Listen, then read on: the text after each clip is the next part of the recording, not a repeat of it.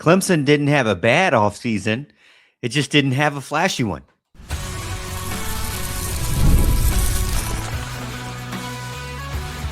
You are Locked On Clemson, your daily podcast on the Clemson Tigers.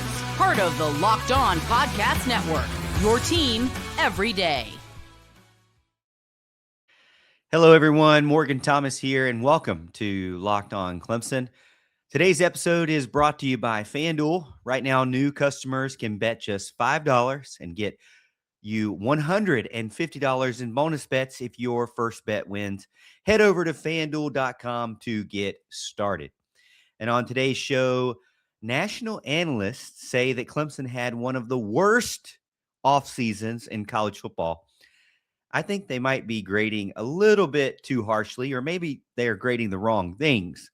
We'll look at why the Tigers may have actually fixed the problems that were caused in the 7-6 season, what actually changed behind the offense and, with the new players coming in, and why 2026 will reveal that this offseason was smarter than some people want to give credit for. So we start with that narrative. Let's get the show underway. I saw an article on 24/7 Sports that listed Clemson and Florida State among the two programs some of the two programs who supposedly had the worst off seasons in college football. Now, my first reaction was, okay, that's not the narrative we're getting from the coaching staff, which I would assume the coaching staff shouldn't be that way. They shouldn't be negative about guys they're bringing in. My first reaction was, well, I kind of did feel like they filled a lot of holes that they were trying to fill. But I can understand where they're coming from because it wasn't splashy like a lot of the other schools out there. But as we've mentioned over the past couple of weeks, when we really take a step back and look at it, Clemson has to be more calculated. I talked to a friend this weekend, and one of the points that we were talking about was that college football is no longer about the facilities or the proximity to home even, or, the past and the trophy room. It's no longer about the campus. And in a lot of ways, for the elite of the elite, it's not so much about the relationships either, unless you've just had some sort of really long-term connection with the family and the player. Clemson and Dabo Swinney built themselves off of finding players, sticking with them, building relationships, and having the best of the best when it came to a stadium, an SEC type stadium environment, traditions amongst the best in college football, and then facilities that were top notch, and then coaching staff that has a trophy case that is full, of not just ACC trophies, but of the best of the best, the national championship. And that used to be great. And those players would then come and stay around and just be a part of the campus and the university and be a part of that legacy forever. But college football has drastically changed. I mean, it's semi-professional, and the contracts and the money involved is what's driving a lot of decisions. And that's why, I used to be really big on recruiting. I used to do a lot on the Morgan Thomas show about recruiting, but now I don't care as much because we know that they're just getting paid to go to certain places. A lot of the elite of the elite, maybe the guys that aren't in the top 300, maybe those guys are picking the place that they want to go to. And maybe a lot of the guys in the top 300 still have those places that they would rather go to. I mean, you may go to Clemson. If there's a $50,000 difference, you may still go to Clemson. If there's a $300,000 difference, then you're not going to Clemson. As we saw with Luke Forelli, if there's $1 million difference, you're not going to Clemson. You don't care. You're from California. Who cares in that case? I mean, relationships, you're just trying to get to the NFL. You're trying to have a good experience, make a lot of money, and get to the NFL. You're not going to be invested in LSU at all, just like you weren't invested in California much. So just like you're not invested in Clemson. So Clemson has to take a step back and figure out, where and how it wants to be successful. But it has to be successful, calculated, because they don't have unlimited amount of resources beyond revenue share. Now they have money. I'm not saying they're poor. I've already done a show on that, telling you that they're not poor, but they have to be more calculated. They're not going to, they're not going to have as high of recruiting grades anymore. The recruiting grades have dropped a little. They're not going to have portal success like everyone else. They're not going to have big headline players like everyone else or like some of the big dogs out there. Now, they can get a few here and there, up and down years, but Clemson can't play that game every single year. They've got to strategically work it out to where the quarterback fits with the rest of the team, and then maybe they get in a couple of splash players here and there. I mean, if Clemson would have bit the bullet and paid $1 million more for Luke Forelli, possibly, if he would have even given them a chance, possibly he would be on the team right now. Clemson would be seen as a darling in the transfer portal. They would have seen as a complete reset in the transfer portal on the defensive side of the ball. So a lot of things would have changed. And that's kind of why I felt like Dabo and the staff, Jordan Sorrells and everybody else, they do have to be very careful with how they are being perceived publicly.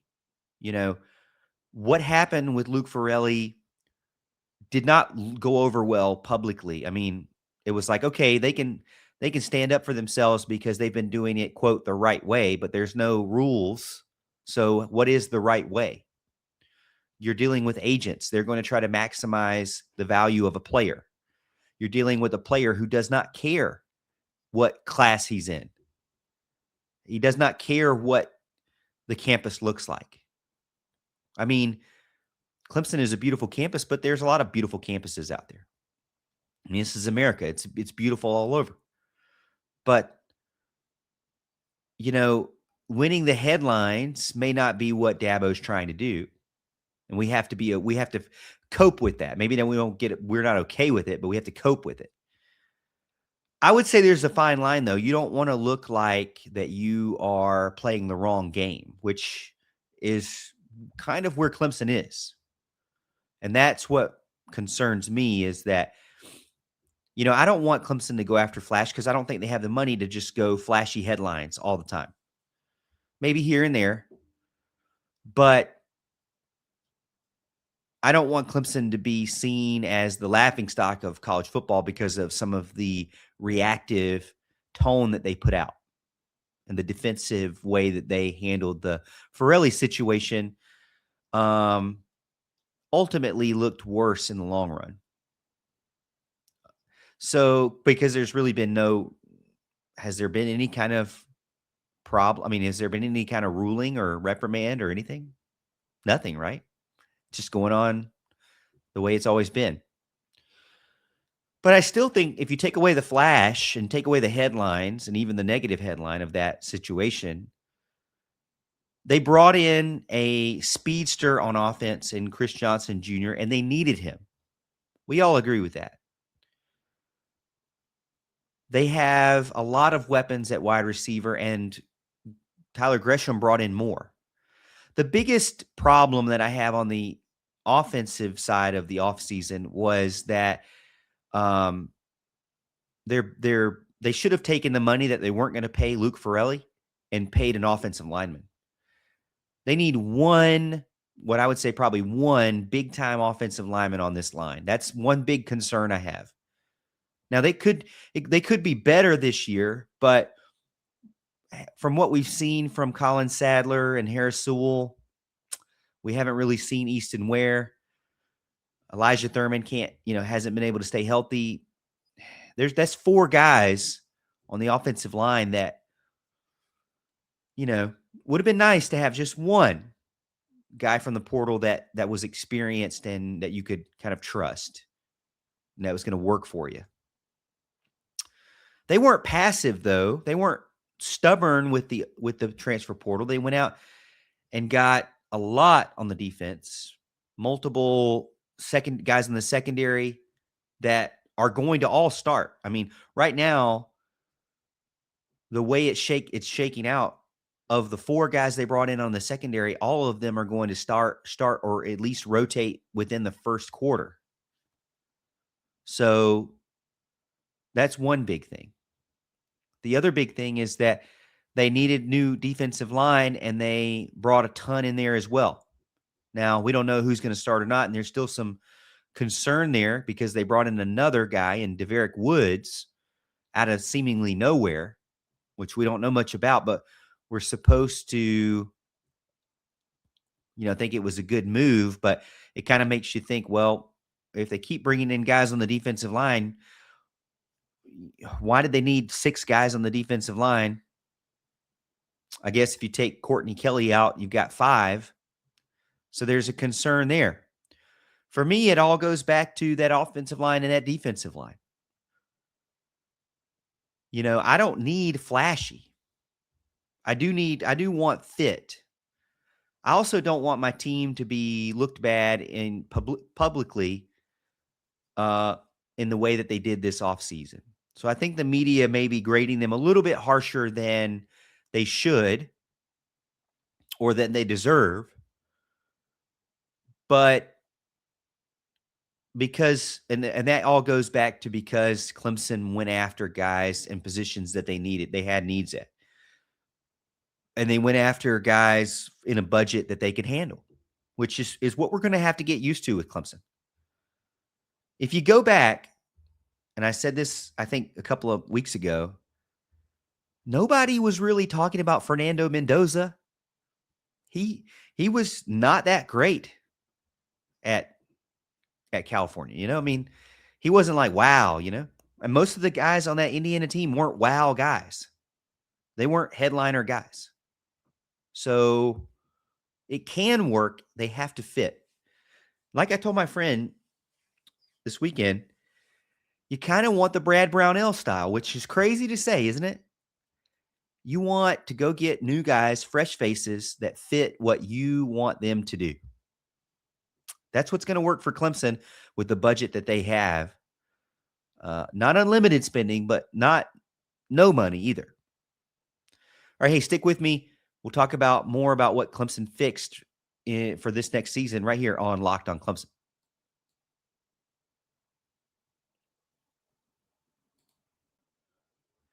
The NBA playoffs are here and every possession matters. If you're looking to get even closer to the action, FanDuel has a great offer to get you started. Right now, new customers can bet $5 and get $150 in bonus bets if your first bet wins. That's right. Turn $5 into $150 in bonus bets just for getting started. I love using FanDuel because the app is so easy to use, and I love going to their research site on their website because you can get all kinds of stuff. I'm not the biggest basketball NBA fan or follower, but I can still get in on the action because I feel like when I do the research through FanDuel's website, I can get up-to-date information to kind of make the best decisions possible and still have some fun while I'm watching the game. So whether you're looking at player props or just following your favorite stars, FanDuel adds another level of excitement to the game. Head over to FanDuel.com to get started. That's FanDuel. Play your game. Thank you for making Locked on Clemson your first listen of the day, and thank you for making Locked on the #1 sports podcast network. If you haven't already, go check out our new Everydayer Club. Get Locked on Clemson ad-free, plus members-only Discord access, where Clemson fans talk about football every single day and complain about baseball as well. But go to lockedonclemson.supercast.com or tap the link in the show notes to learn more. All right, we're going to get in here to segment 2. So if Clemson wasn't trying to have a flashy off season, then did it accomplish what it was trying to accomplish? Did it fix what they were actually trying to fix? What were they trying to fix? Well, to me, it was simple. They had a lot of problems. And so this offseason was pretty difficult with figuring out what to fix first. The first thing and the biggest move of the entire offense or the offseason, I gave you a little hint into what I'm going to say, but was fixing the offense and bringing back Chad Morris. More than just a legendary offensive coordinator at Clemson, but just someone to have and restore a better identity, someone that was able to take lesser players, okay, and make it into something better. Clemson, when they had Chad Morris, was on the up and coming, and he didn't have what Tony Elliott and Jeff Scott had. So obviously, Chad Morris has an idea of how to find gaps and find players that he can get into space. And he does have a lot of canvas to work with. Naeem Burrows is one that we've been talking about this offseason, and he's going to get a lot of playing time. Wesco Jr. and TJ Moore Jr. as well going to get a lot of playing time, get a lot of looks. OPH, Olson Pat Henry, and Christian Bentancur, we believe are going to be factored in even more because Chad Morris loves tight ends. And then you have Gideon Davidson and Chris Johnson Jr. Those guys are going to hopefully be very explosive in the running game, running and passing. So when you bring everything together, this is possibly a great opportunity for Chad Morris to tap back into what he had in the past. That tempo could fit, the structure obviously is needed, the urgency, the physicality. The system already worked at Clemson when they were up and coming and didn't have the superstars like they used to.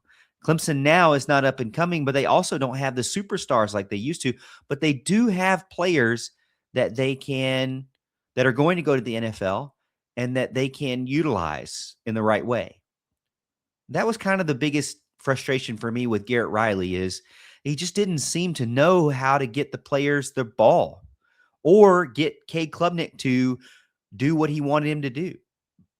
Now, maybe some of that was Cade's fault. Maybe some of that was Garrett Riley's fault. Probably equal share of the blame. They just didn't work well together. And shame on Garrett Riley for not speaking up and saying, "Hey, Dabo, I can't handle this guy. He's a loose cannon. He doesn't listen to me. He's a good kid, but when he gets on the field, he just does whatever." Or maybe shame on, Dabo Swinney for not pushing Garrett Riley to be more aggressive and find the players that needed the ball more. Clemson needed to fix a lot of things. But on the offensive side of the ball, at least from personnel, I'm okay with what you have. I mean, if you look at the roster on the offensive side of the ball, a lot of the national media knocked Clemson for not getting any offensive players, but they did get Chris Johnson Jr., but not it was like overwhelmingly defense, right? But I'm okay with that because I like the guys that they have at the starting positions. I like the talent that they have. The biggest concern, as I said from segment 1, is the offensive line, and that's going to be a huge test for me. It's going to be feast or famine, and I may be extremely frustrated this season because of it. Fixing Clemson, to me, the only thing they could have done additionally on the offensive side of the ball was bring in one offensive lineman. And at that point, I don't think you could have done any better. Now, I know you might argue with me about the quarterback, but we kind of talked about that last week about how, the quarterback is not a terrible decision to stick with Christopher Vezina. It's the devil you know versus the devil you don't know.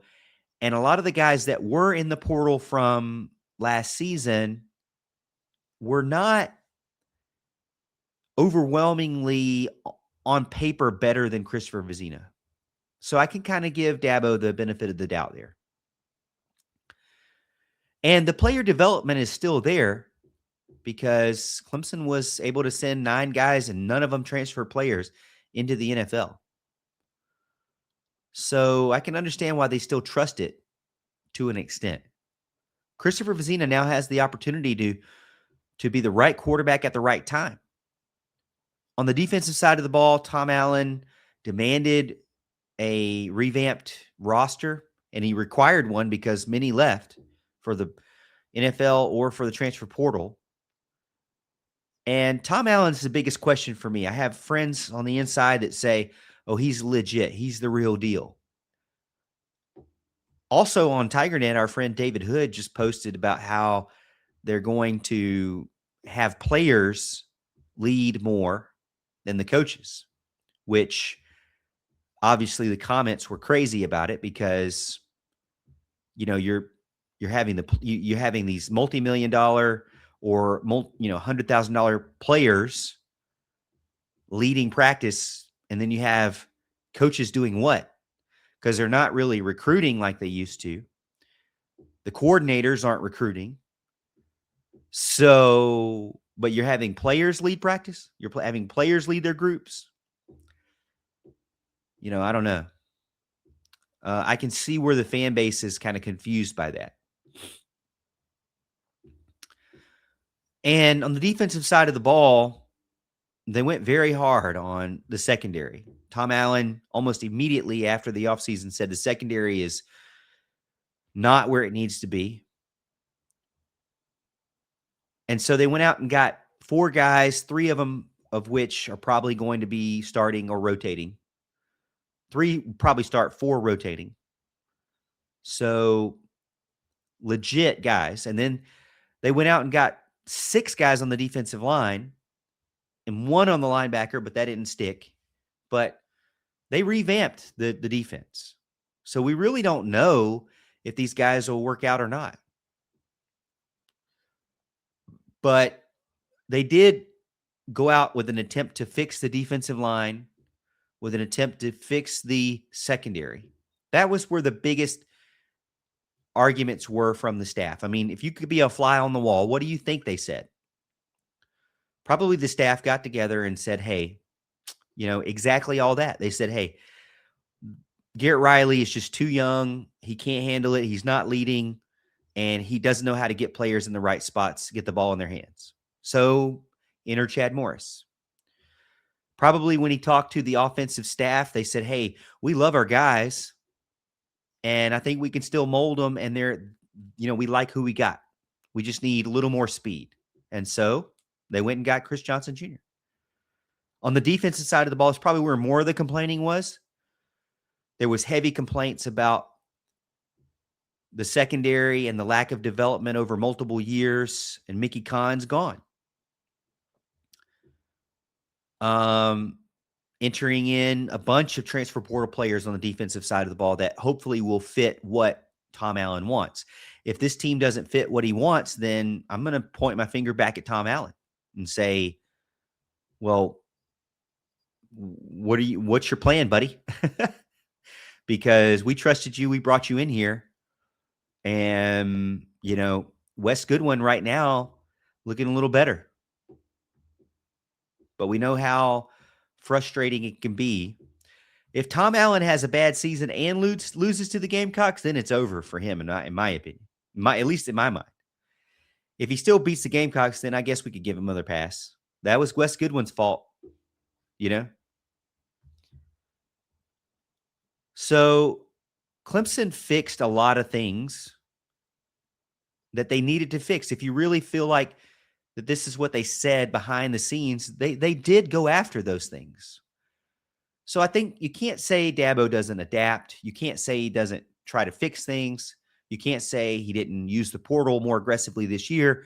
Now, was it exactly how you wanted? No. I mean, obviously, what would it have taken for Clemson to be an A+ grade? They would have needed to spend a lot of money to keep Luke Forelli and avoid that public debacle. So that would be one. So that'd be another mill to do that. And who's to say that that wasn't a shakedown and they didn't really want to be at Clemson anyways, right? Who's to say that Clemson wouldn't have thrown another million at him and then he left anyways? But as we saw from Duke and Miami, if they take the money and you put it in writing, then you could demand that they give the money back. So I think Clemson's biggest fault with the Forelli situation was being naive. No way should you let a player get on campus and they haven't taken any money. That needs to hit their bank account because then you have them locked in financially. If he hadn't taken any money, shame on Clemson, because it was all a facade at that point. It was all a bidding war. And Clemson found out too late and looked reactive and immature in that situation.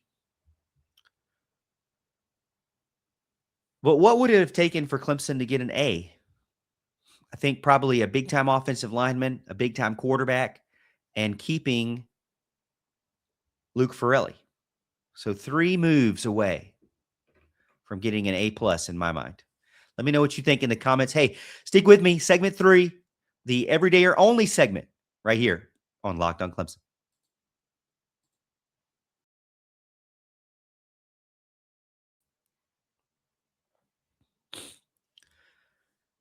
So I wanted to kind of break down 5 people that I think Clemson must prove, or that must prove it to us in 2026.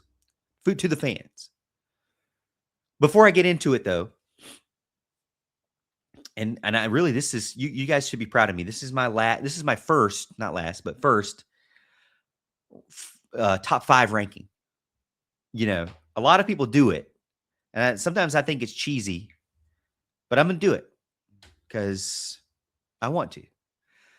But this is the Everydayer Only segment. And what I mean by that is that if you've made it to the segment 3 here, you are not a casual, okay? So look at yourself in the mirror. Say mirror, or don't say mirror. Say self. Self, I am not a casual. You are not a casual. You are an everydayer. And then go hit that like and subscribe if you haven't already because you're an everydayer. And then if you want to put a little bit extra on it, put a little seasoning on the steak, if you will,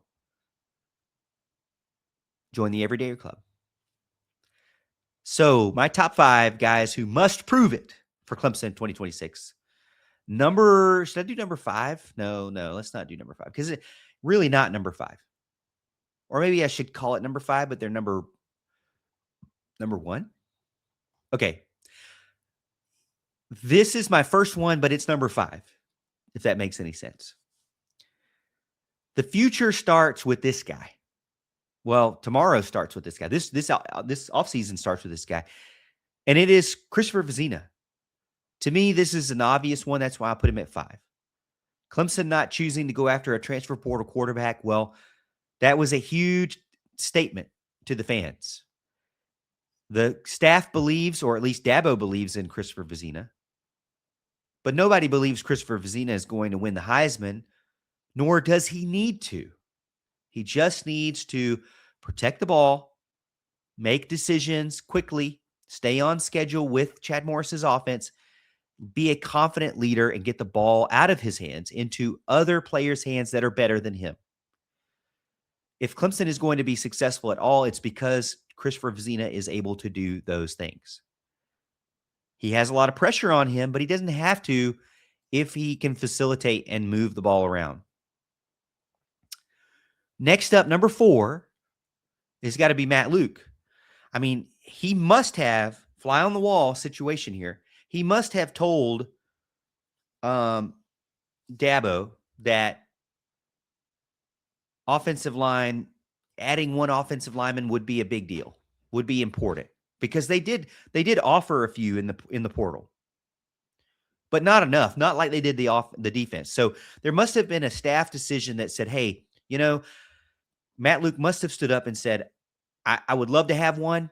We probably do need one experienced guy, but the rest of the dudes, I could probably make something out of those guys, especially with a new offensive coordinator that's not a young guy who's not obviously not ready for the big lights on his own outside of Sonny Dykes. They knew that they were losing first rounder Blake Miller, and they didn't go after anybody to replace that level of production, which is a big concern. Braden Jacobs, Elijah Thurman, Easton Ware, Mason Wade, Ronan O'Connell, a lot of young dudes. Matt Luke has recruited well, but they are still young. So he has got to show that he can develop quickly. And in this world of college football, developing quickly is not a thing anymore. The way that you develop quickly is just get new players with new names. Number 3 for me is Chad Morris. Can lightning strike twice? He was brilliant the first time, but it is different football. But I do believe that he can have an identity that puts the ball in the right player's hands. So for me, not as big of a concern, but still a guy that needs to prove it. A higher up guy that needs to prove it. Number 2, probably not surprising to you guys, is the defensive coordinator, Tom Allen. You know, I took exception to him talking about entitlement as much as he did because, you know, that wasn't the only problem.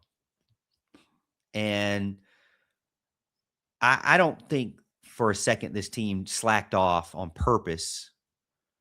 And you may not agree with me at all, but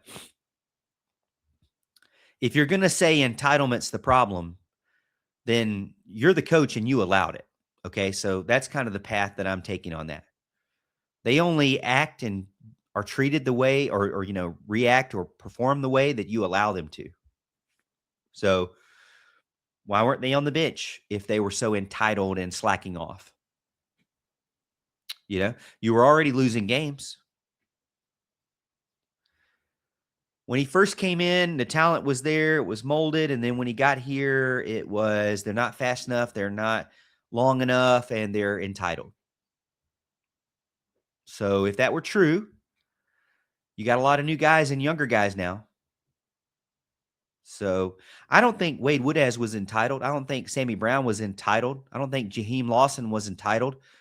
I don't think Will Helt was entitled. I don't think Ronan Hannafin was entitled, or Ashton Hampton, or Avion Terrell. So, I mean, you could say entitled all you want, but are you talking about 3 guys? You're talking about Woods, Parker, and Barnes? You have 11 guys on the team, and you didn't bench any of those guys. You kept them out there, but they were all the ones keeping you back? I don't know. I lean more towards the other teams wanted it more. The other teams improved quicker. Tom Allen's got a big test ahead of him to prove that he can do it with newer faces.